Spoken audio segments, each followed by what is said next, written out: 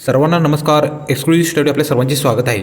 मित्रांनो, आपण जी केचे प्रश्न पाहत आहोत. आरोग्य विभागासाठी, तलाठी विभागासाठी, वनरक्षक, फॉरेस्टसाठी, त्याचप्रमाणे झेडपीच्या विविध एक्झाम येतील. त्याच्यामध्ये जी के फॅक्टर अतिशय महत्त्वाचा ठरणार आहे. त्याच पद्धतीने आपण झालेल्या प्रश्नांचीसुद्धा ॲनालिसिस पाहत आहोत. मित्रांनो, हा आपला चौथा व्हिडिओ असणार आहे. जी केच्या संदर्भात चौथा व्हिडिओ असणार आहे. तो तुम्ही व्यवस्थितपणे पाहून घ्या, जेणेकरून तुम्हाला काही प्रश्न जर नवीन वाटत असतील तर ते तुम्हाला या प्रश्नाच्या माध्यमातून तुम्हाला अभ्यास कसं करायचा आहे हे तुम्हाला मी सांगणार आहे. याच्यापूर्वी 3 व्हिडिओ अपलोड केलेले आहेत, ते तुम्ही पाहिले नसतील तर कृपया ते पाहून घ्या. त्याला तर मित्रांनो, आपण पहिला प्रश्न पाहूया. आपण हे प्रश्न जी केचे 50 प्रश्न घेतलेले आहेत मित्रांनो, लक्षात होते. कारण काही एक्झामला 15 आहेत, काही 25 आहेत, काही 30 आहेत आणि काही 50 आहेत. त्यामुळे आपण रँडमली 50 प्रश्न घेत आहोत. प्रश्न पहिला पहा. 1615 मुघलांनी हस्तगत केल्यानंतर महाराष्ट्रातील खालीपैकी कोणत्या शहराचे नाव गुलशनाबाद असे बदलले गेले होते? मित्रांनो, गुलशनाबाद तुम्ही कधी ऐकलं आहे का? मला फक्त सांगा तुम्ही. हे गुलशनाबाद असं हे महाराष्ट्रातलं एक प्राचीन काळातलं जे शहर होतं मुघलांच्या काळात. तर त्यांनी खालीपैकी कोणत्या शहराचं नाव त्यांनी बदलून गुलशनाबाद ठेवलं होतं. 1615 1615 हा साल कोणाचा कालखंड होता? मुघलांच्या कुठल्या बादशाचा कालखंड होता हे तुम्ही पाहायचं आहे. तर मित्रांनो, ऑप्शन पहा. पुणे, अहमदनगर, अहिल्यानगर सध्या झाले. त्यामुळे मी तर अहिल्यानगराचा प्रामुख्याने उल्लेख करतोय. अजून हे केंद्राकडून याला मान्यता मिळाली नाही. फक्त आपल्या महाराष्ट्र शासनानं जे काही अजून म्हणजे GR पण आलेले आहे. फक्त मंत्रिमंडळात त्याच्याबद्दल चर्चा झालेली आहे. फक्त अजून फायनल व्हायचं आहे. सातारा आणि नाशिक. तर तुम्हाला जर तुमचा थोडा तर अभ्यास असेल, म्हणजे काही लॉजिक वगैरे काय तर तुम्हाला लागत असेल, तर तुम्हाला या प्रश्नापर्यंत मित्रांनो तुम्हाला पोहोचता येतं. तर पुणे, सातारा. तर पुणे सातारा तर नसणार नाही, कारण सातारा हा शिवाजी महाराजांच्या काळात शिवाजी महाराजांचा कालखंड म्हणण्यापेक्षा हा पूर्वीचा सातारा आहे ना, हा विजापूरच्या आदिलशहाच्या ताब्यात होता. त्यामुळे मुघलांचा साताराशी काही संबंध येत नाही 1615पर्यंत. असं मित्रांनो तुम्ही लॉजिक डेव्हलप करा. आणि पुणे पण तसं बघायला गेलं तर ते आदिलशहाच्या काळात विजापूरच्या ताब्यात होतं. त्यामुळे पुणे आणि सातारा नसणार. फक्त राहतं कुठलं? अहमदनगर आणि नाशिक. साधारणपणे अहमदनगर हे त्या काळी म्हणजे अहमदनगर हा मराठवाचा प्रदेश म्हणून त्या काळी गणला जात होता. आणि हा अहमदनगर आहे ना मुघलांच्या ताब्यात होता. त्यामुळे ते अहमदनगरचं नाव ते अहमदनगरचं होतं. आणि आता राहिलं कुठलं? नाशिक. मग ते नाशिक शहराचं नाव त्यांनी गुलशनाबाद असं ठेवलेलं होतं. मित्रांनो, असं काही तर तुम्ही लॉजिक डेव्हलप करा, कारण आपल्याला एक्झामला 2 तास आहेत. त्यामुळे पटपट क्लिक करत असं पुढे जाऊ नका. थोडा प्रश्न आता हा अवघड आहे, थोडाफार जरा तुम्ही लॉजिक लावा. लॉजिकवर मित्रांनो भरपूर प्रश्न सुटाल बरं का. तर तुम्ही डिटेलमध्ये तुमचा प्रश्न फुल अभ्यास झालेला आहे. जे 1-2 वर्ष 3 वर्ष या स्पर्धा परीक्षेच्या फील्डमध्ये आहेत ना, त्यांना असं लॉजिक डेव्हलप झालेलं असतं, जेणेकरून त्यांना भविष्यात म्हणजे भविष्यात जे इतर एक्झाम होतील त्यांना जे लॉजिक, मी काय म्हणते, कायम लॉजिक शब्दाचा मी उल्लेख करतोय. ते लॉजिक तुम्ही डेव्हलप करा. तुक्के मानण्यापेक्षा तुम्ही लॉजिकवर जास्तीत जास्त भर द्या. जास्त वेळ घालून आपण सुरू करूयात. आता पारशी धर्म सुधार संघटनेची स्थापना बॉम्बेमध्ये यावर्षी करण्यात आली आहे. तर ऑप्शन पहा. आता डायरेक्ट हा साल म्हणजे हा असं सालाबद्दल प्रश्न विचारायचा म्हणजे थोडंफार म्हणजे तुम्ही करा, पण जे महत्त्वाचे आहेत आता Bombay association, Bombay presidency association, प्रार्थना समाज, महात्मा फुले यांचा सत्यशोधक समाज, असं विविध जे महत्त्वाचे जे महाराष्ट्रातले किंवा ह्याच्यातले बंगालमधले जे महत्त्वाचे काही संघटना आहेत, सभा आहेत, त्यांचे जे साल फक्त लक्षात ठेवा. एक्झॅक्टली डेट लक्षात ठेवण्याची आवश्यकता नाही, फक्त साल मित्रांनो लक्षात ठेवा. तर फारसी धर्म सुधार संघटनेची स्थापना बॉम्बेमध्ये केली. आता 1902 आणि 1912 हे पहिला इलिमिनेट करा मित्रांनो. हे नसणार आहेत. राहतात काय तर 1851 आणि 1800. आता तुम्ही 1801 बघा, 1801चा कालखंड आठवा मित्रांनो. 1801 साधारणपणे आता बघा पेशवे म्हणजे त्या काळात असं म्हणजे सर्वसाधारणपणे आहे ना, कुठला समाज वगैरे उदयास त्या काळी असं म्हणजे उदयास आलेले नव्हते. हे कधी झालं? वेगवेगळे समाज सभा असं स्थापनेचं प्रमाण हे 1818 1845 नंतर हे प्रमाण जास्तीत जास्त वाढलेलं आपल्याला दिसून येतं. तर मित्रांनो, हे आपण जरी बघा अभ्यास जरी नसला तर काही तुम्ही लॉजिक लावता तुम्ही उत्तरापर्यंत पोहोचताय. तर ह्याचं उत्तर आहे मित्रांनो 1851. पारसी धर्म सुधार संघटनेची स्थापना 1851 साली करण्यात आली. म्हणजे संदर्भात कुठली व्यक्ती आहेत? तर दादाबाई नौरोजी, नौरोजी फरदोंजी असं विविध मित्रांनो जे पारसी समुदायाचे व्यक्ती आहेत ना, ते त्या काळात म्हणजे 1851 साली जे सक्रिय होते. बॉम्बे असोसिएशन जी 1852 साली स्थापन झाली होती. 26 ऑगस्ट 1852 जी नाना शंकरशेठ, भाऊदाजी लाड, बाळासाहेब जांभेकर यांची स्थापन केली होती. या संघटनेचे जे काही सभासद आहेत ना, जास्तीत जास्त हे पारशीसुद्धा होते. मग त्यांनी पारशी धर्म सुधार संघटनेची स्थापना केली. त्यामुळे ही नावं मित्रांनो तुम्ही लक्षात ठेवा. इतर सुद्धा नावं तुम्ही इंटरनेटवरून किंवा विविध ग्रंथामधून संदर्भ ग्रंथामधून मिळवू शकता. पुढे, महाराष्ट्रात सत्ता असलेला सर्वात सुरुवातीचा राजवंश खालीपैकी कोणता? मित्रांनो दर्जा पहा, हा दर्जा मित्रांनो महापोट तलाठीने घेतलेला प्रश्न आहे. त्यामुळे मित्रांनो अशा प्रश्नाची मित्रांनो TCS विचारण्याची शक्यता आहे. हेच प्रश्न रिपीट होतील का?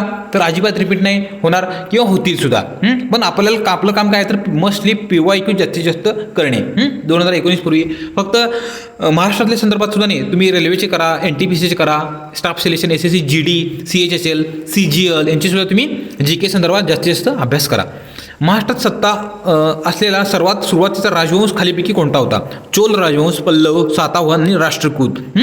तर ऑप्शन पहा कसं आहे. चोल कुठं होता बघा, पल्लव कुठं होता बघा. तुम्ही जर साधारणपणे थोडाफार जर अभ्यास असेल, तुम्ही आता 7वीचा इतिहास, आय थिंक 7वीचा इतिहास किंवा 6वीच्या इतिहासमध्येच आहे बघा. चोल आणि पल्लव ही आपल्या म्हणजे महाराष्ट्र संदर्भात कधी म्हणजे त्यांचा कधी संदर्भ आला आहे का बघा? तर अजिबात नाही. थोडा जरी तुमचा लॉजिक असेल ना तर तुम्ही पहिलं इलिमिनेशन हे वापरून हे दोन तुम्ही कट करू शकता. त्यामुळे चोल आणि पल्लव हे पहिला रिजेक्ट करा. तर राहतात कुठले? तर सातवाहन आणि राजकोट. तर या दोघांपैकी कुठलं तुम्हाला चॉईस करायचं आहे.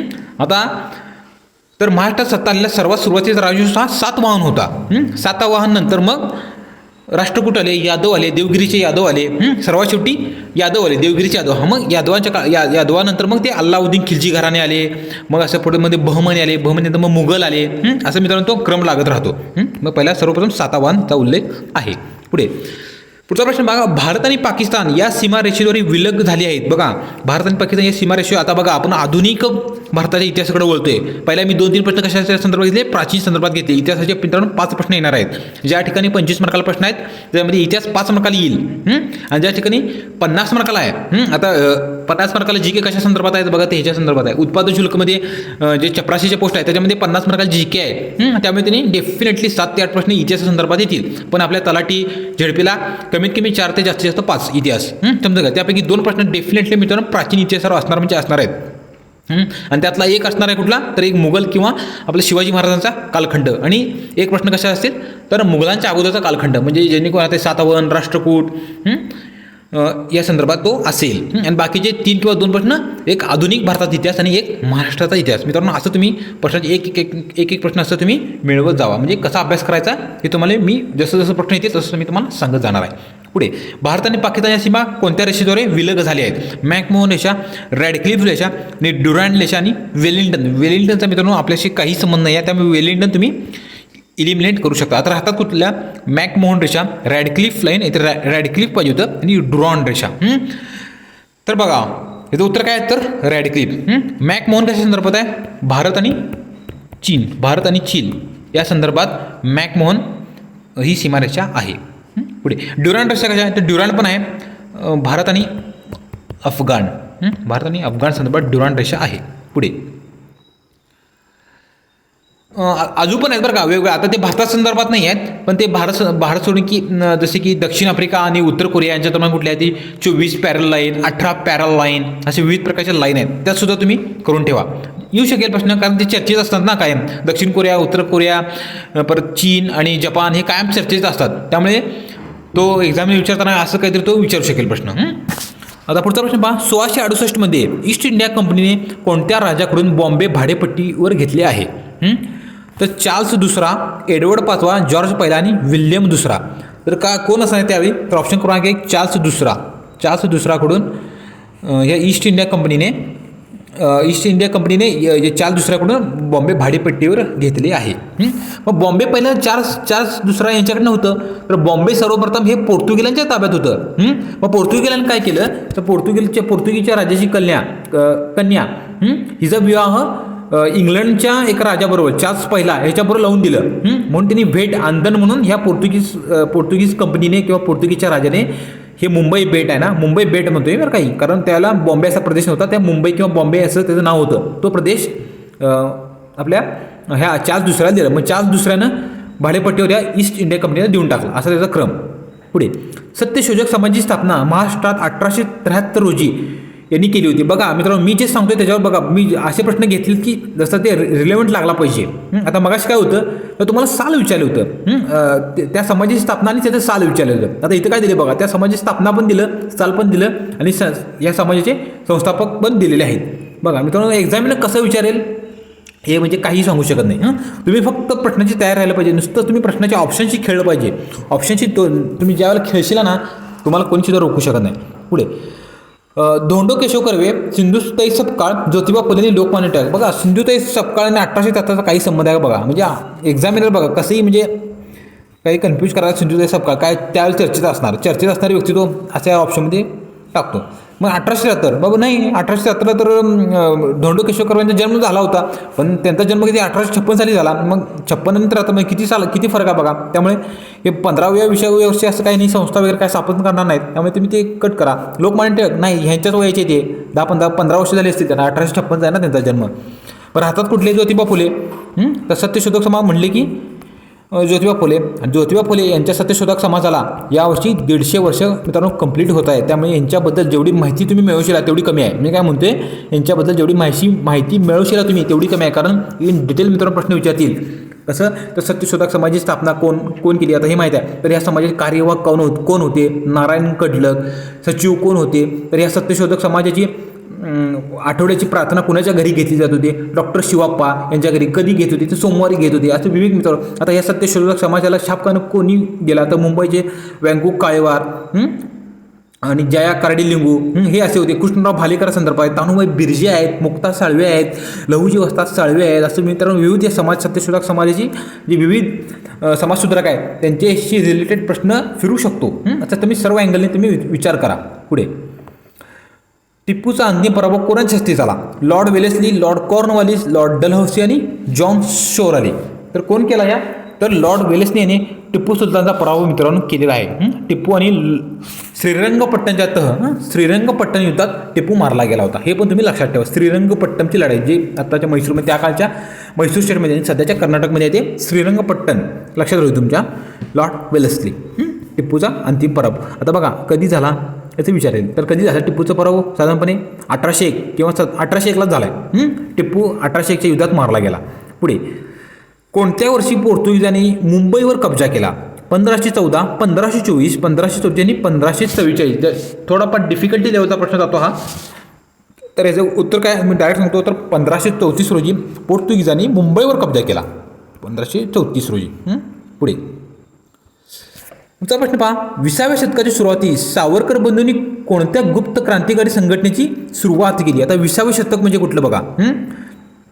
म्हणजे 1901 पासून 20वें शतक म्हणजे तुम्हाला काय वाटतं की बाबा 2000 पासून नाही. 20वें शतक म्हणजे काय 1901 पासून. आणि आता सध्या कुठलं शतक चालू आहे, 21वें शतक चालू आहे. एवढी साधी पण माहिती एकाला नसते. पुढे अनुशीलन समिती, अभिनव भारत, युगांतर पाहिजे होतं इथं, आणि भारत माता विद्यासागर. पुढे तर काय विचारले आपल्याला सावरकर बंधूंनी. सावरकर बंधू कोणते सावरकर बंधू, विनायक सावरकर आणि बाबाराव सावरकर यांनी कोणती संघटना स्थापन केली तर अभिनव भारत. अभिनव भारत याच्या अगोदर कुठली होती संघटना तर राष्ट्रभक्त समूह होती. त्याच्यानंतर मित्रांनो 1899 साली सावरकर बंधूंनी म्हणजे विनायक सावरकरांनी राष्ट्रभक्त समूह ही सुद्धा लक्षात ठेवा, कारण ती पण महत्त्वाची आहे. राष्ट्रभक्त समूह कोणाच्या यामध्ये कोण सदस्य होते राष्ट्रभक्त समूह, पागे होते, मस्कर होते, हे होते. तर ह्याच्यानंतर ह्यांनी अभिनव भारतची संघटना केली. तर ह्या अभिनव भारत संघटनेचा उद्देश काय होता हे माहिती आहे का तुम्हाला. अभिनव भारत संघटना ही सर्वप्रथम सगळ्यांना माहिती आहे. ही नाशिकमध्ये आहे.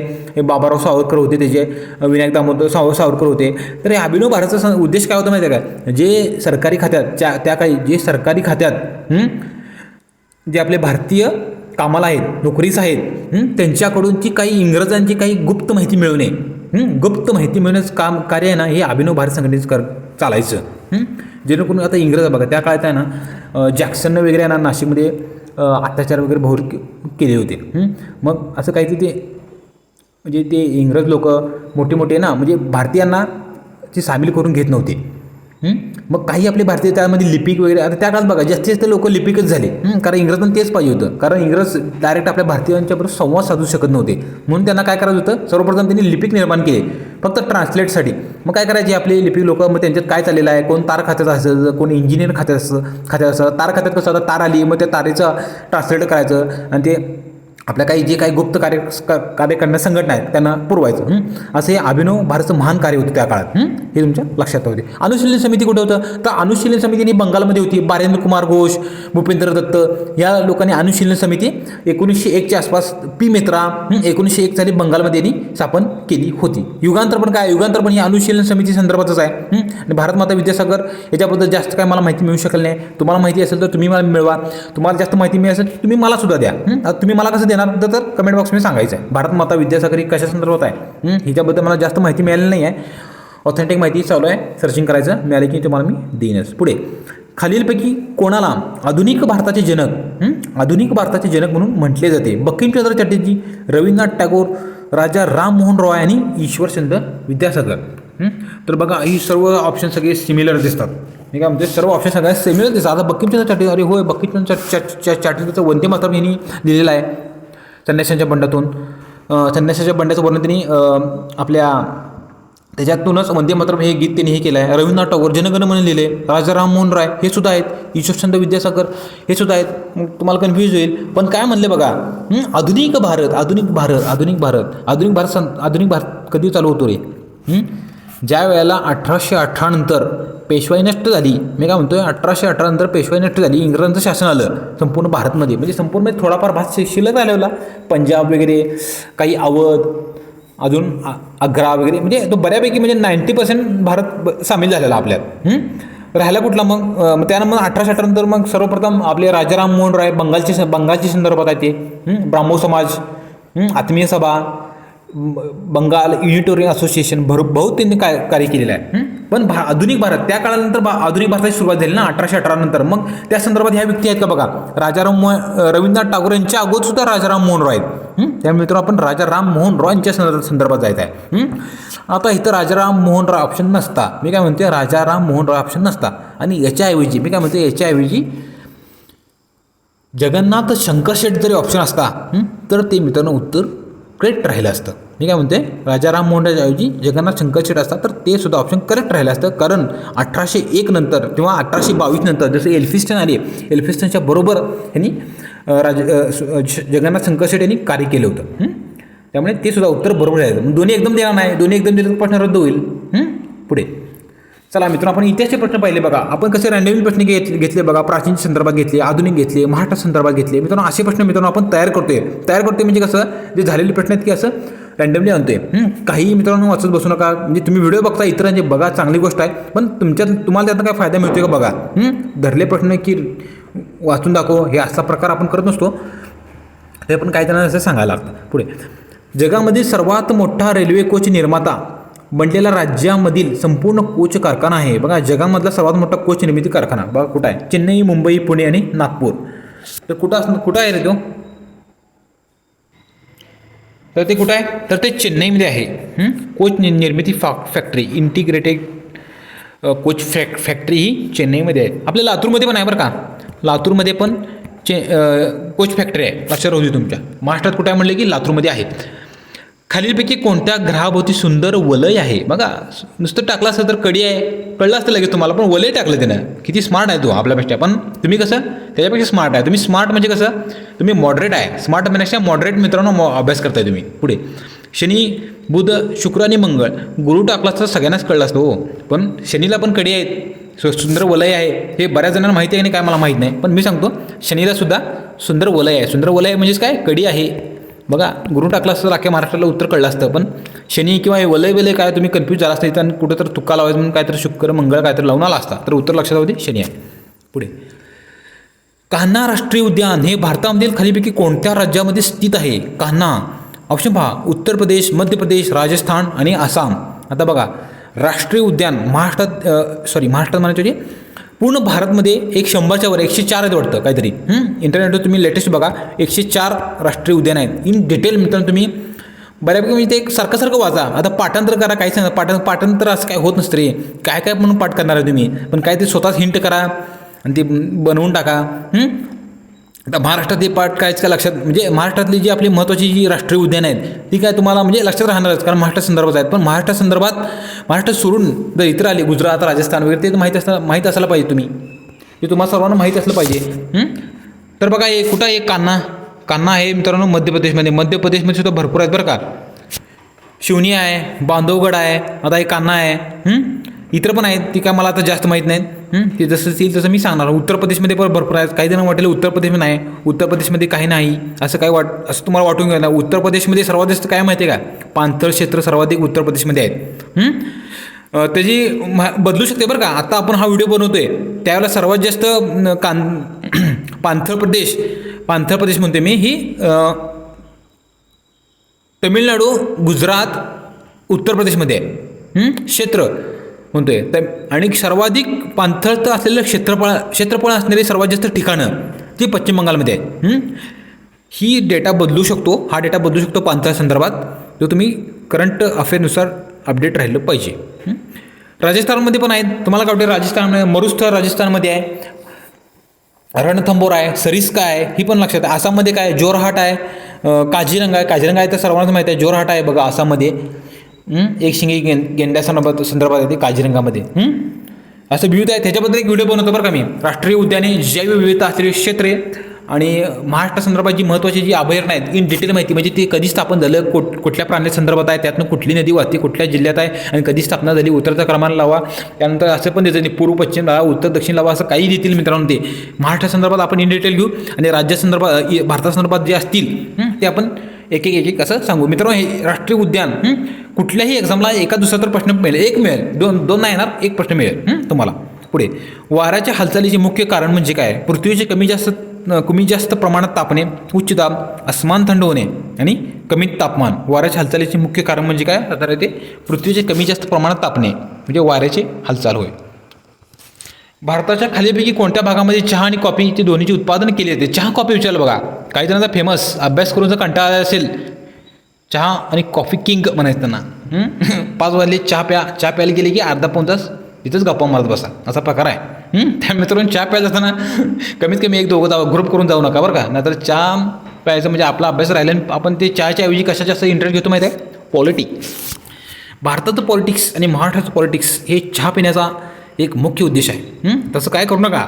चहा प्यायला जावं तुम्ही, पण असं काय इकडे तिकडे गप्पा मारू नका. त्या गप्पा मारत ते त्यांचं काम करायला लागलेत, आपण आपलं काम करूयात. पुढे, चहा आणि कॉफी कुठे मिळते, पूर्वेकडील हिमालयाचा प्रदेश, आसाम, पश्चिम घाट आणि पूर्व घाट. मित्रांनो बघा, ऑप्शन अतिशय जवळ दिलेले आहेत. थोडाफार अभ्यास असणारा सुद्धा त्यात कन्फ्यूज होऊ शकतो. आणि ज्याचा अभ्यास नाही तर काय तुका लावून येणार तो, आसाम वगैरे काय तर लावून येणार. तर मित्रांनो, ह्याचं उत्तर काय माहिती आहे, ह्याचा ऑप्शन क्रमांक 3 आहे, पश्चिम घाट. चहा आणि कॉफी. केरळचा भाग, आपला कर्नाटकचा बाबा बुदान टेकड्या, भरपूर आहेत कॉफीची. अरेबिक कॉफी आपल्यासाठी फेमस आहे. चहा आणि कॉफी. पूर्वेपेक्षा आसामपेक्षा पश्चिम घाटामध्ये चहा जास्त पिकतो. हा डेटा बदलू शकतो, करंट अफेअर संदर्भात सुद्धा जाऊ शकतो. पुढे, सुवर्णतंतू हे खालीपैकी कोणत्या कापडांचा संदर्भ देतात, नायलॉन, सूत, ताग आणि रेयॉन. सुवर्णतंतू कशा संदर्भात देतात, तर ऑप्शन क्रमांक 3 ताग. पहिली तागगिरणी कुठे सुरू झाली, रिश्रा. म्हणजे काय म्हणतोय, रिश्रा या ठिकाणी पहिली तागगिरणी महाराष्ट्रात सुरू झाली, भारतमध्ये सुरू झाली, रिश्रा. हे नायलॉन बेजून काही नाही बघा. तंतू म्हणजे काय, हे ताग आहे. गोल्डन फायबर म्हणायचं त्याला. MPSCला 2022 ऑक्टोबरला जी झाली होती त्याच्यामध्ये गोल्डन फायबर कशा संदर्भात आहे. बऱ्याच जणांनी काय तर ते रेशीम वगैरे लावून आल्यात. हे असंच बघा, हे त्यांचा अर्धवट अभ्यास आहे ना, हे तुक्का किंग असतात. हे रेयॉन वगैरे कट करून टाका, ताग आहेत. गोल्डन फायबर लक्षात राहू दे, म्हणजे सुवर्णतंतू. आपल्या सौर मालिकेतील सगळ्यात लहान ग्रह विचारला बघा. मगाशी काय विचारलं, वलय विचारलं. आता काय विचारतोय तो, लहान ग्रह काय विचारतोय. प्लुटो, शुक्र, बुध, मंगळ. सूर्यमालिकेतील सर्वात लहान. सूर्यमालिका आपली आकाश तारका आहे ना, ती त्याच्याबद्दल थोडंफार तुम्ही माहिती करून घ्या. या विज्ञान संदर्भात, फिजिक्स संदर्भात सुद्धा प्रश्न जाऊ शकतो आणि GK संदर्भात सुद्धा प्रश्न जाऊ शकतो. तर याचं काय, आता सगळ्यात लहान ग्रह कुठला आहे, तर बुध, मर्क्युरी आहे. पृथ्वीला सर्वात जवळ असणारा ग्रह बुध आहे. बुध नंतर कुठला आहे, शुक्र आहे. शुक्र नंतर कुठला आहे, पृथ्वी आहे, मंगळ आहे, गुरु आहे, शनी आहे. असं क्रम लावा म्हणून येईल तो. पूर्वेकडून पश्चिमेकडे कुठला फिरतो, पश्चिमेकडून कुठला पूर्वेकडे फिरतो, कशाला कुठल्या ह्याच्यामध्ये वातावरण नाही आहे, त्या अजून काय बरं, चुंबकीय शक्ती कुठल्या ग्रहावर आहे, कुठल्या ग्रह, काही विचारेल. त्यामुळे तुम्ही मित्रांनो इन डिटेल करा. ह्याला किती ग्रह आहेत, तो टायटन कोणाचा ग्रह आहे, शनीचा ग्रह कुठला, चंद्राचा ग्रह कुठला, असं इन डिटेल मित्रांनो तुम्ही करून ठेवा. असे GKचे प्रश्न मित्रांनो असेच असतात. म्हणून तर नाव GK दिलं याला. ह्याच्या 20 जरी बरोबर आले तर बहुत झाले. पुढे, पुढचा प्रश्न बघा, बॅरन बेट कुठे स्थित आहे? बॅरन बेट म्हणतो तो आता अंदमान निकोबार बेट, लक्षद्वीप, माल्टा खडी आणि पाल्कची सामुद्रधुनी. आता हे माल्टा खडी कसं काय आलं? ही बॅरन बेट आणि काय संबंध आहे माल्टा खडीचा? इलिमिनेट करून टाका पहिला चटना. तर राहिले कुठलं? अंदमान निकोबार बेट, लक्षद्वीप आणि पाल्कची सामुद्रधुनी. तर बॅरन बेट हे अंदमान आणि निकोबार बेटमध्ये स्थित आहे. आता असं असेल तर अंदमान पण 3 देतील, उत्तर अंदमान, मध्य अंदमान, दक्षिण अंदमान. निकोबारचे पण 3 भाग आहेत, ग्रेट निकोबार आणि दक्षिण आणि इंदिरा पॉईंट शेवटचा. मग आता असं दिलं तर कुठल्या अंदमान आहे मध्य कसं कळणार हो? तर मध्य अंदमान स्थित आहे बघा. अंदमान असे भाग आहेत, उत्तर हे मध्य आणि हा दक्षिण. आणि इथं खाली चॅनल आहे इथं, आणि इकडे खाली ग्रेट निकोबार आहे, आणि इकडे सर्वात खाली इंदिरा पॉईंट म्हणायचं त्याला, पिग्मेरियन बेट असं त्याला म्हटलं जातं. तर बॅरन बेट इथं आहे बघा, मध्य अंदमान. बॅरन बेट ज्वलंत ज्वालामुखी होती त्याच्यामध्ये, आता सध्या तो मृत अवस्थेत आहे. पहिला होता मध्ये काहीतरी 2020 साली काहीतरी तो जागृत झाला होता, परत बंद झाला, म्हणजे बंद चालूच आहे तिथं. पण मध्ये बेटावर आहे, लक्षात राहू दे तुमच्या.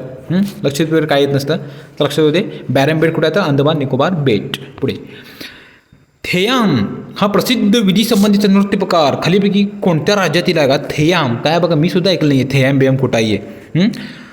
कुठं आहे नृत्य प्रकार भारतातील? आता बघा थेयाम हाच मुळात नृत्य प्रकार आहे, हेच आपल्याला काय माहीत नसणार आहे. बघा त्यामुळे थेयाम आणि हे नृत्य प्रकार मी इथे अंडरलाईन केलं आहे तुम्हाला. आता कर्नाटक, मणिपूर, तमिळनाडू आणि कृष्ण, इथं केरळ पाहिजे होतं, कृष्ण चुकून आलं, केरळ पाहिजे होतं. ठीक आहे. तर हे थेयाम कुठं आहे? तर ऑप्शन क्रमांक 3 केरळमध्ये आहे. आता याला काही करू शकत नाही, हे महत्त्वाचे नृत्य प्रकार आहेत ना. बघ तुम्हाला नृत्य प्रकार म्हणजे ते कुचिपुडी आणि मोहिनीअट्टम, भरतनाट्यम, कथ्थक ते झालं जुनं संपलं, त्याच्यावर काय नाही येत. आता इन डिटेल त्यातले थोडेफार वेगळे जे कुणाला माहीत नाही ते थेयाम. आता पाठीमागं बघा मी कसे प्रश्न विचारलेले आपण. ते भावल्यांचा खेळ म्हणले की बऱ्याच जणांना राजस्थान आठवतं, पण त्या ह्याच्यामध्ये ऑप्शनमध्ये राजस्थान नव्हतं. वेगवेगळे प्रकारचे त्या मणिपूर साईडला, नागालँड साईडला तिकडं पण भावल्यांचा खेळ चालू असतो. बघा हे थेयाम बॅगम बघा कुठं आहे? केरळमध्ये आहे. त्यामुळे मित्रांनो महत्त्वाचे नृत्य प्रकार करून ठेवा, महत्त्वाचे पर्यटन स्थळं करून ठेवा, देवळं करून ठेवा. आणि काय ते हे सांगितलेच बघा तुम्हाला मी, महत्त्वाची राष्ट्रीय अभियान, जैवविविध क्षेत्र, हे जी के म्हणले की असंच काही विचारा ना, पहिला कोण, शेवटचा कोण, पहिली स्त्री कोण, शेवटची महिला कोण, हे असंच असते जी केमध्ये. कारण ते नाव जी काय प्रॉपर दिलेच नसतं त्यांनी. काय सामान्यान संपलं. सामान्यानं म्हणजे की काहीही विचारू शकतात बघा, काहीमध्ये काय येईल त्याच्याबद्दल नो एक्सक्यूज. पुढे खालीपैकी कोणता तारा आपल्या सूर्याच्या सर्वात जवळचा तारा आहे? अल्फा सेंटुरी, श्वेतखुजा, ब्राऊन तारा, कृष्ण विवर. बघा सूर्याचा जवळचा तारा विचारला बघा, सर्वात जवळचा तारा. पुढच्याला कुठला? सर्वात लांबचा तारा जी के म्हटले की असंच. तर काय ह्याचं उत्तर ऑप्शन क्रमांक 1 अल्फा सेंटुरी. ह्याला लक्षात ठेवण्यासाठी काही उपाय नाही, काही लॉजिक बिजिक नाही. सर्वात जवळचा तारा नोट्समध्ये ॲड करा, अल्फा सेंटोरी, लक्षात राहू दे. पुढे आता बघा महाराष्ट्राचा भूगोल. महाराष्ट्राच्या भूगोलकडे वळतोय मित्रांनो.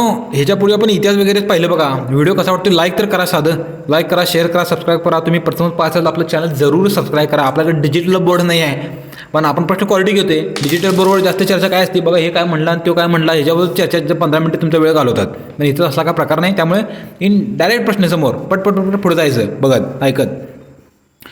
समुद्रतटी आणि दलदलीच्या प्रदेशातील वने ही महाराष्ट्राच्या आणि ठाणे जिल्ह्याच्या खाड्या आणि किनारपट्टी लगत आढळतात. समुद्रतटी आणि दलदलीच्या प्रदेशात वने, अरे कुठली वने असतात ही ठाणे? इथे कुठली वने असतात? दलदलची वने म्हणजे कुठली? मॅग्रो वने असं त्याला म्हणायचं आहे. पण तो देणार नाही ना, का देईल? तुम्हाला कळेल लगेच उत्तरापर्यंत पोहोचवायचं नाही आहे, उद्देश आहे त्यांचा. मॅग्रो वनं म्हणली की लगेच समजणार. मॅग्रो वनात कुठली असतात? चिंपी आहे बघा, महाराष्ट्राची कांदळवन म्हणजे ते कांदळवन घोषित करणारा महाराष्ट्र पहिलं स्टेट आहे. कुठले आहे तर चिंपी. हे आहे बघा त्याचं नाव, सफेद चिंपी काय तर आहे. सफेद चिंपी. पुढे तर बघा पुणे कसं गेलं ते काय बघा, मिळवलं पुणे येणार नाही. नाशिक, औरंगाबाद, इथं आपण नाशिकच्या ऐवजी सिंधुदुर्ग देऊया. सिंधुदुर्ग. चला पुढे. तर औरंगाबाद येणार नाही, पुणे येणार नाही, तिकडं काय ना मॅग्रोचा संबंध आहे. त्यामुळे ऑप्शन क्रमांक 2 सिंधुदुर्ग आहे. तुम्हाला समजलं असेल. महाराष्ट्रामध्ये पितळखोरे लेणी कुठे स्थित आहेत? याच्यापूर्वी आपण उल्लेख केला होता. पितळखोरा लेणी ही भारतातील सर्वात प्राचीन लेणी आहे. भारतातील प्राचीन लेणी म्हणजे पितळखोरा लेणी. कुठे आहे बाबा? औरंगाबादमध्ये आहे. लगेच समजेल कुठे आहे? औरंगाबादमध्ये आहे. इतर लेण्या पण आहेत. त्या करून ठेवा. अजिंठा वेरूळ सर्वांना माहिती आहे, पण त्यापेक्षा अजून आहेत विविध नावं आहेत त्याचा पण आपण एक व्हिडिओ बनवूया. महत्त्वाच्या लेण्या काही पुस्तकामध्ये महाराष्ट्राच्या आहेत, आपण भारतातले पण देऊ, महत्त्वाचे देऊ. काय त्या जागतिक वारसास्थळामध्ये समावेश झाला आहे, त्याला काय जैवविविधता वगैरे काय नाही काय मिळालंच ते, म्हणून तर ते एक्झामने विचारतो. त्याला काय हवंच नाही बाबा ते कुठलेही उचल आणि टाक, त्याचं काहीतरी चर्चेत असतो. जी के विचारण्याचा मित्रांनो एक उद्देश आहे. काही विचारण्याचा अर्थ नसतो, म्हणजे एक्झामिनर स्मार्ट आहेत ना आपल्यापेक्षा, मग ती चर्चेत आहे, काही ना काही कारणामध्ये ती चर्चेत आहे, त्यामुळे तो विचारतो. लक्षात राहू दे तुमच्या. महाराष्ट्रामधील कला हा नृत्याचा प्रकार कोणत्या देवाचा खेळकरपणा दर्शवतो? कृष्ण, शिव, राम आणि विष्णू. बघा, अरे काय असंच काय आलं म्हणा तुम्ही. महाराष्ट्रामधील कला हा लोकनृत्याचा प्रकार देवाचा देव वगैरे काय खेळकरपणा, म्हणजे काही जणी कन्फ्यूज झाले असणार त्यावेळेला एकदम. काही जणी स्मार्ट आहेत, उत्तर दिलं असणार कृष्णा बरोबर आहे. मुरली मनोहर कृष्णा सर्वांना माहीत आहे. खेळकर खोडकर म्हणजेच कृष्णा. शिव, राम, विष्णू वगैरे असं काय त्याचा एवढा उल्लेख नाही आहे, असतील पण एवढा असं तो म्हणजे खेळकरपणा असं वगैरे काही नाही आहे. आता राष्ट्रीय जलमार्ग 10 महाराष्ट्रातील कोणत्या नदीवर स्थित आहे? अजिबात तुम्हाला उत्तर आलेलं असणार आहे, 100% गॅरंटी तुम्ही सांगतो. राष्ट्रीय जलमार्ग 10 हे असले प्रश्न तलाठीला असं आलेले प्रश्न की त्यावेळेला जे एक्झाम देण्याचे म्हणजे बाबा कधी म्हणजे असले त्यांनी प्रश्नच बघितले नव्हते. ज्या राष्ट्रीय जलमार्ग तुम्हाला राष्ट्रीय काही जणांना राष्ट्रीय आपले महामार्ग माहीत नसतात, हे तर राष्ट्रीय जलमार्गाबद्दल विचारायला लागले. काय बाबा कसं म्हणणार? तर मित्रांनो त्या काळात तलाठी फेमस केलं तर त्याने राष्ट्रीय जलमार्गाकडे आले. सर्वजण काय करतात, राष्ट्रीय महामार्ग विचारतात, पण ह्याने काय केलं, राष्ट्रीय जलमार्ग विचारलं. बघा, हे असलं TCSचं काम असतं. आता त्यांनी विचारणार राष्ट्रीय जलमार्ग विचारणार किंवा ते हवाई मार्ग वगैरे काय विचारणार. त्यामुळे मित्रांनो तुम्ही असा अभ्यास वेगळ्या पद्धतीने थोडाफार करावा. तर हे अंबा नदीवर आहे बघा. राष्ट्रीय जलमार्ग महाराष्ट्रातील अंबा नदीवर स्थित आहेत. इतर पण आहेत, जसं जसं रिलेव्हंट येईल तसं सांगत जाऊ पुढे. महाराष्ट्रामध्ये दुसरे मेगा फूड पार्क औरंगाबादच्या दुसरे म्हणजे त्या काळाचा करंट रिलेटेड संदर्भात प्रश्न होता म्हणून घेतला आहे. इथं जास्त वेळ घालू नका. हे कुठं आहे तर हे महाराष्ट्रातील पैठणमध्ये आहे. पैठणी साडी पैठण. चला, औरंगाबाद छत्रपती संभाजी महाराज नगर. पुढे महाराष्ट्र राज्याच्या मध्ये ताडोबा अंधारी व्याघ्र प्रकल्प कुठे स्थित आहे? अरे बाबा सर्वांना माहिती आहे ताडोबा अंधारी व्याघ्र प्रकल्प कुठे आहे? चंद्रपूरमध्ये आहे. पण ह्याची स्थापना विचारली तो आता 1955 लक्षात ठेवा. ह्याचं क्षेत्रफळ विचारेल. स्मार्ट आहे तो. यातनं कुठली नदी वाहते, कुठल्या तालुक्यात राहते? भद्रावती नदी आहे इथून. पुढे महाराष्ट्रामधील खालीपैकी कोणता नृत्य प्रकार कृष्ण देवाचा खेळकरपणा दर्शवतो? बघा, आता मगाशी काय सांगितलं त्यांनी, कुठल्या देवाचा खेळकरपणा दर्शवतो? अरे कृष्ण देवाचा खेळकरपणा दर्शवतो. बघा, आता तो कुठला खेळ आहे बाबा? हिकत, कला, शैला आणि क्रीडा. मलाही या प्रश्नाचं उत्तर माहीत नव्हतं. मी फक्त जे आले उत्तर दिले तेच जास्त जास्त सांगतो. कुठल्या ह्यातनं विचारले ते त्याचं त्याला माहीत.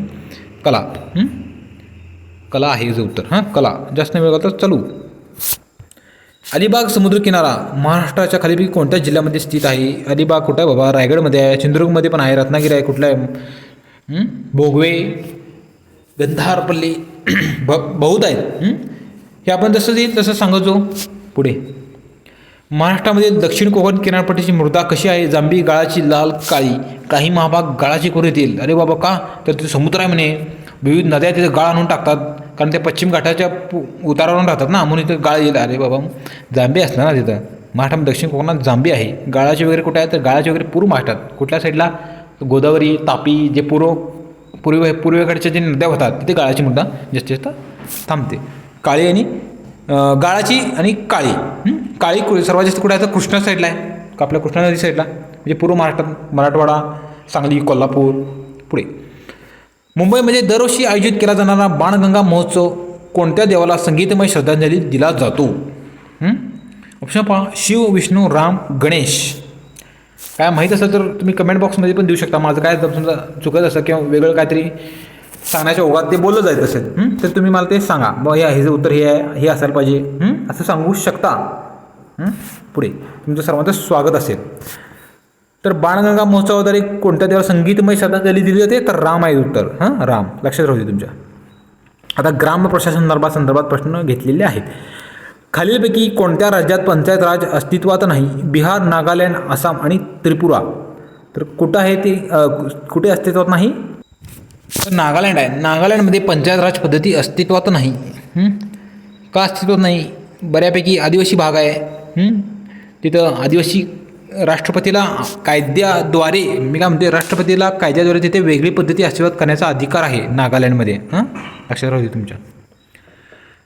भारतात उच्च न्यायालयात कोणत्या राज्यात नव्याने भारतात उच्च न्यायालय कोणत्या राज्यात नव्याने स्थापन करण्यात आले आहे? तर ते आंध्र प्रदेशमध्ये करण्यात आलं होतं. त्या काळी करंट रिलेटेड संदर्भात प्रश्न होता. सध्या भारतात 25 उच्च न्यायालय आहेत, हायकोर्ट आहेत. लक्षात राहू दे तुमच्या. पुढे विधान परिषद सदस्यांशी संबंधित योग्य बाबी कोणती? विधान परिषद पाठीमागच्या दाराने आमदार म्हटलं जातं बरं का, मी नाही म्हणत. विधान परिषद MLC पाठीमागच्या दाराने आमदार. पुढे विधान परिषदेतील काही सदस्य विधानसभा सदस्यांनी निवडलेले असतात. विधान परिषदेतील प्रत्येक सभासद दर 2 वर्षांनी निवृत्त होतो. विधान परिषदेतील काही सदस्यांची नेमणूक राष्ट्रपती मार्फत होते. राष्ट्रपती कसं काय आला रे बाबा इथं? राष्ट्रपती काढून टाका, राज्यपाल पाहिजे. विधान परिषद सदस्यांचा कार्यकाल 5 वर्ष असतो. अजिबात नाही, 6 वर्ष असतो. 6 वर्ष असतात ते विधान परिषदेचे आमदार. विधान परिषदेमध्ये प्रत्येक सभासद दर 2 वर्षांनी निवृत्त होतो आणि विधान परिषदेतील काही सदस्य विधानसभा सदस्यांनी निवडलेले असतात. तर ऑप्शन क्रमांक 1 आहे विधान परिषद काही सदस्य विधानसभा सदस्यांनी निवडलेले असतात. इथं प्रत्येक दिले रे, इथं 2 वर्ष बरोबर आहे, नीट वाचत जावा. प्रत्येक दिलेले काही सदस्य आहेत, काही सदस्य दर 2 वर्षांनी निवृत्त होतो, हे बरोबर आहे विधान. 2 वर्ष, पण प्रत्येक सभा आपल्याला गडबडले 2 वर्ष दिसते ना, टिक कर पुढे जा. अरे 2 तास आहेत, हळू सोडव, व्यवस्थित वाच, काय गडबड आहे. पुढे तलाठी आस्थापना खालीलपैकी कोणत्या अधिकाऱ्याकडे असते? तहसीलदार, उपविभागीय अधिकारी, महसूल मंत्री. अरे महसूल मंत्री कसं काय आला इथं? अधिकारी विचारले. मंडळ अधिकारी पण नाही. मंडळ अधिकारी तलाठीचं वरचं प्रमोशन आहे, मंडळ अधिकारी. तर ऑप्शन क्रमांक 2 उपविभागीय अधिकारी म्हणजेच प्रांत. काही ठिकाणी प्रांत पण म्हणायला, प्रांत साहेब यांच्याकडे तलाठी आस्थापनाची अधिकार असतो. पुढे भारतीय घटनेचे खालीपैकी कोणते कलम ग्रामपंचायतीशी संबंधित आहेत? अरे बापरे म्हणणार, भारतीय कलम ग्रामपंचायत संबंधित आहे. तर ऑप्शन क्रमांक 41. ही 40 कुठं आहे रे? तर DPSP याच्यामध्ये ते कलम आहे. DPSP कुठलं रे? मार्गदर्शक तत्वे, याच्यामध्ये हे 40 कलम आहे. ते बघून घ्या. म्हणजे काय सांगतं बघा, 73-74 घटनादुरुस्ती आहे रे. 73-74 बघा इथं बघा. ग्रामपंचायत म्हणले काही जणांना 73 74 आठवेल, त्यामुळे 73ला काही जणांनी बघा तुक्का म्हणजे 73ला लावून आले असतील. 73वी घटनादुरुस्ती आहे, 74वी आहे. 73वी कलम आहे ती पंतप्रधान संदर्भात आहेत, त्यामुळे तिचा काय संबंध नाही इथं. 44 बाबा महत्त्वाची घटनादुरुस्ती आहे. पुढे गावात कोतवालाची नेमणूक कोण करतो? कोतवाल. सध्या कोतवालचं डिमांड आहे बघा. 15,000 पेमेंट केले त्यांना. 15K कोतवालला. गावातलाच व्यक्ती पाहिजे, त्या तालुक्यातलाच व्यक्ती पाहिजे, माहीत असू दे. नेमणूक कोण करते? जिल्हाधिकारी, तहसीलदार, गट विकास अधिकारी आणि सामान्य लोकांकडून. सामान्य लोकांकडून कसं येईल? काही सामान्य लोक पहिल्याच ती कट करून टाका. तर तहसीलदाराकडून कोतवालची नेमणूक होते. महसुला संदर्भात आहे ना कोतवाल, त्यामुळे. प्रत्येक गावातील जमीनधारकाच्या नोंदी कोण ठेवतो? ग्रामसेवक, सरपंच, तहसीलदार आणि तलाठी. तहसीलदाराला वेळ असतो का रे गावात, याला करून टाका. ग्रामसेवक नाही, जमीनधारकाची नोंदी ठेवायची नाही. ह्यो जमीनधारकाचे ठेवत नाही, तर कुठल्या जन्म मृत्यू निबंधकाच्या नोंदी ठेवतो ग्रामसेवक. तर ऑप्शन क्रमांक 4 तलाठी. पुढचा प्रश्न, जिल्हा परिषदेच्या सदस्याकरता किमान वयोमर्यादा किती आहे? किती आहे बघा झेडपी सदस्याकरता? 18, 21, 25 आणि 36. तर ऑप्शन क्रमांक 2 21 वर्ष आहे किमान वयोमर्यादा. 18 वर्ष मतदान करू शकतो. 25 वर्षे आमदार, खासदार यांच्यासाठी आहे. इथे 36 35 दिलं असेल तर ते राष्ट्रपती संदर्भात आहे. पुढे पंचायत राज व्यवस्थेशी संबंधित घटनादुरुस्ती कोणती? बाबा 73वी. काय सांगू याच्याबद्दल जास्त? 73वी घटनादुरुस्ती आहे. कधीपासून लागू झाली हे तुम्ही मला कमेंट बॉक्समध्ये सांगायचं आहे. 73वी घटनादुरुस्ती कधीपासून लागू झाली विचारतात प्रश्न बरं का. जिल्हा परिषद स्थायी समितीचा अध्यक्ष कोण असतो? झेडपीचा स्थायी समितीचा अध्यक्ष कोण असतो? अध्यक्ष जिल्हा परिषद, उपाध्यक्ष जिल्हा परिषद, मुख्य कार्यकारी अधिकारी आणि यापैकी नाही. तर ऑप्शन क्रमांक 1 अध्यक्ष जिल्हा परिषद. पुढे आता राज्यघटनेचे आपण प्रश्न घेतलेले आहेत. मग असे ते ग्राम प्रशासनाचे होते, म्हणजे ते काही पॉलिटिक्सशी संदर्भात सुद्धा होते, पण आता हे प्युअर राज्यघटना आहे. भारतीय संसदेमध्ये कशाचा समावेश होतो? फक्त राष्ट्रपती, लोकसभा, राष्ट्रपती, राज्यसभा, लोकसभा आणि राज्यसभा नाही, राष्ट्रपती, राज्यसभा आणि लोकसभेचा समावेश होतो भारतीय संसदेमध्ये. पुढे लोकसेवा प्राप्त करण्यासाठी कोणीही पात्र व्यक्तीकडे अर्ज करता येईल. लोकसेवा प्राप्त करण्यासाठी मग हे RTS RTI सांगत नाही आता सारखं करा म्हणून. सार्वजनिक प्राधिकरण, स्थानिक प्राधिकरण, मुख्य आयुक्त आणि नियुक्त प्राधिकारी. तर ऑप्शन क्रमांक 4 नियुक्ती अधिकारी. नुसतं वाचून दाखवणार आहे कारण हे तुम्ही करायचं म्हणून मी मागाशी सांगितलेलं आहे तुम्हाला. केंद्रीय माहिती आयोग आणि राज्य माहिती आयोगाचे निर्णय RTI माहिती अधिकार अधिनियम 2005च्या कलम अंतर्गत बंधनकारक आहे. माझा काय रोलच नाही रे याच्यात. जेवढं तुम्ही करशिला तेवढं तुमच्यासाठी आहे. तर 19(7) पाठ कलम ही असली म्हणजे RTI RTS पाठ पाहिजे बघा, त्याशिवाय प्रश्नाचे असे उत्तर येत नाहीत. 19(7) RTI केंद्रीय माहिती अधिकार अधिनियम 2005च्या कोणत्या विभागाअंतर्गत एखादी व्यक्ती सार्वजनिक प्राधिकरणाकडून माहिती मिळवण्यासाठी अर्ज करू शकते. डायरेक्ट कलमावर प्रश्न दिसतोय हा. कलमावर प्रश्न आहे त्यामुळे ऑप्शन क्रमांक 6 नुसार म्हणजे 6 कलमानुसार हे एखादी व्यक्ती सार्वजनिक प्राधिकरणाकडून माहिती मिळवण्यासाठी अर्ज करू शकते. पुढचा प्रश्न बघा. महाराष्ट्र राज्य लोकसेवा अधिकार आयोगाच्या मुख्य आयुक्तांना काढून टाकण्याचा प्रस्तावित आधारावर चौकशी करण्यासाठी राज्य सरकारला संदर्भ घेणे आवश्यक आहे. केंद्रीय दक्षता आयुक्त, केंद्रीय अन्वेषण विभाग, न्यायाधीश उच्च न्यायालय मुंबई आणि भारताचे मुख्य न्यायाधीश म्हणजे भारताचे सरन्यायाधीश. तर काय याचं उत्तर ऑप्शन क्रमांक 3 न्यायाधीश उच्च मुंबई. कारण महाराष्ट्र राज्य विचारले आणि RTS संदर्भात प्रश्न आहे. RTI आणि RTS कन्फ्यूज करून घेऊ नका. मंत्री परिषदेमध्ये पंतप्रधानासह मंत्र्याची एकूण संख्या ही लोकसभेच्या एकूण सदस्य संख्येच्या किती टक्केपेक्षा जास्त असू नये. 10%, 15%, 16% आणि 20%. तर किती टक्केपेक्षा जास्त नसायला पाहिजे. तर ऑप्शन क्रमांक 2 15% ही 91व्या घटना दुरुस्तीनुसार अंमलात आलेली आहे. पुढे महाराष्ट्र लोकसेवा अधिकार अधिनियम 2015चे कोणते कलम न्यायालयाच्या अधिकार क्षेत्रास अडथळा करते. याचं उत्तर आहे मित्रांनो ऑप्शन क्रमांक 4 26. ऑप्शन क्रमांक 4 26 नुसार आहे. पुढे महाराष्ट्र लोकसेवा अधिकार अधिनियम 2005च्या कोणत्या कलमाअंतर्गत नियुक्ती प्राधिकाऱ्याने लोकसेवा अधिकार प्राप्त करण्याचा अर्ज किती कालावधी निकालात काढला जाईल हे नमूद करायला हवे. 5, 6, 7 आणि 8. तर किती दिवसात निकाल काढला पाहिजे. तर 5 दिवसात दोन अर्ज निकाली काढला पाहिजे. पुढे जाऊयात. माहिती अधिकार अधिनियम 2005 अंतर्गत जनमाहिती अधिकाराला जास्तीत जास्त किती दंड केला जाऊ शकतो. 10,000, 25,000, 15,000 आणि 26,000. तर त्याला किती दंड केला जाऊ शकतो. तर 25,000 रुपये. जास्तीत जास्त 25,000 रुपये दंड केला जाऊ शकतो. नागरिकांना वैयक्तिकरित्या पद्धतीने शासनाच्या सर्व योजनांबाबत माहिती पुरवण्यासाठी महाराष्ट्र शासनाने कोणती यंत्रणा सुरू केली. करंट रिलेटेड हा प्रश्न आहे. महाउपकार, महालाभार्थी, महासेवा आणि महासरकार. तर कोणती सुविधा सुरू केली. तर ऑप्शन क्रमांक 2 महालाभार्थी. महालाभार्थी ही महाराष्ट्र शासनाने सुरू केली आहे. चला मित्र आपण 50 प्रश्न घेतलेले आहेत. डेफिनेटली असाच मित्रांनो दर्जा राहण्याची शक्यता आहे. ह्याच्यापेक्षा हार्ड पण राहील आणि ह्याच्यापेक्षा इझी राहणार नाही हे मात्र फिक्स आहे बघा. ह्याच्यापेक्षा हार्ड राहील पण ह्याच्यापेक्षा इझी राहणार नाही. कारण आता TCS आणि IBPS आहे ना यांचा दर्जा थोडा वाढलेला आहे. त्यामुळे ते एक्झाममध्ये म्हणजे इन डिटेल्स थोडंफार विचारू शकतील. पण मी तुम्हाला सांगितलं आहे थोडंफार कसं अभ्यास करायचा. RTI आणि RTS परत एकदा करा. आवर्जून सांगतो 2 मार्क 1 मार्क मिळवायचा असेल तर. मित्रांनो व्हिडिओ लाईक करा, शेअर करा. तुम्ही प्रथमच पाहत असाल आपलं चॅनल जरूर सबस्क्राईब करा. Thank you so much.